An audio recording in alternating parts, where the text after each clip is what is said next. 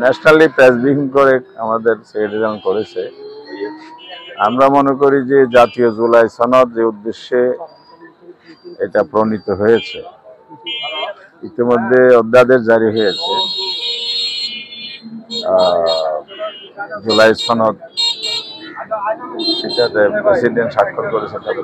ভাষণের উপর প্রতিক্রিয়া হচ্ছে, এই ভাষণে একই দিনে গণভোট দিয়ে জন আকাঙ্ক্ষার প্রতিফলন এখানে ঘটে নাই, গণ আকাঙ্ক্ষার পরিপন্থী এটা আমরা লক্ষ্য করেছি। ভাষণটাতে বিশেষ করে গণভোট একই দিনে হওয়ার কারণে জুলাই সনদ বাস্তবায়নটা অনিশ্চিততার মধ্যে পড়বে।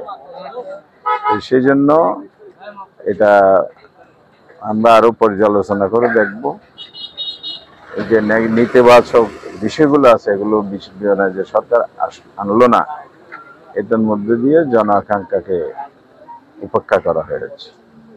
সেজন্য জুলাই স্পিরিট ধারণ করলে, জুলাই সনদকে বাস্তবায়ন করতে হলে গণভোটটা নির্বাচনে পুরো করার ব্যাপারে আমাদের দাবি ছিল, সে ব্যাপারে আমরা পুনর্ব্যক্ত করছি।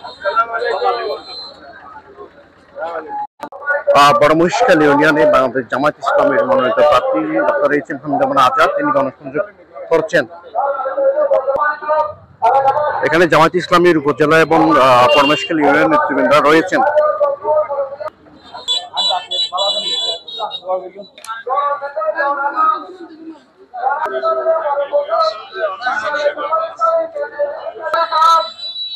এখানে বেশ কিছু দলীয় নেতাকর্মী রয়েছেন এবং সেই সাথে তাদের যে তারা রয়েছেন এখানে।